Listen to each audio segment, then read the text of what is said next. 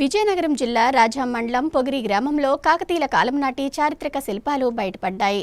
గ్రామంలో ఉన్న 1000 ఏళ్ల క్రితం నాటి అగస్తేశ్వర ఆలయాన్ని పునర్నిర్మించిన అనంతరం కొన్ని శిల్పాలు కాలగర్భంలో కలిసిపోయాయి. ఈ నేపథ్యంలో రాజాం రచయితల వేదిక నిర్వాహకుడు గార రంగనాథం ఆలయాన్ని పరిశీలించారు.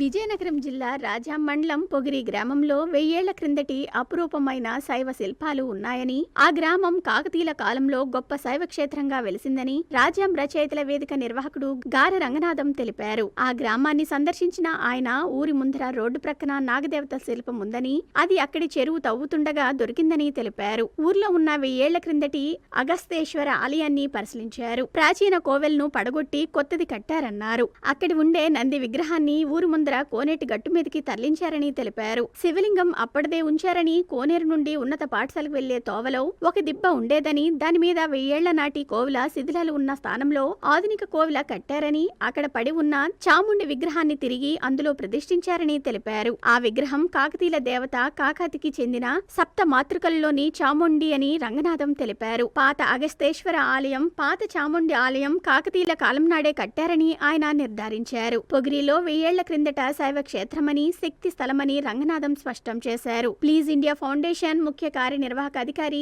ఈమని శివనాగరెడ్డి, తెలంగాణ చరిత్ర పరిశోధకుడు రామోజ్ హర్గోపాల్లు ఈ విగ్రహాలు 10, 12వ శతాబ్దాలువిగా నిర్ధారించినట్లు రంగనాథం తెలిపారు. విగ్రహాలకు రంగులు పూయటం వలన చరిత్ర మస్క బారిందన్నారు. ఈ పర్యటనలో స్థానిక సంఘ సేవకుడు పారుపల్లి కిరణ్ కుమార్, గార సీతారత్నం, మజ్జి హర్నాథరావు, పరిశోధన పాత్రికేయులు ఉరిటి చంద్రశేఖర్ తదితరులు పాల్గొన్నారు.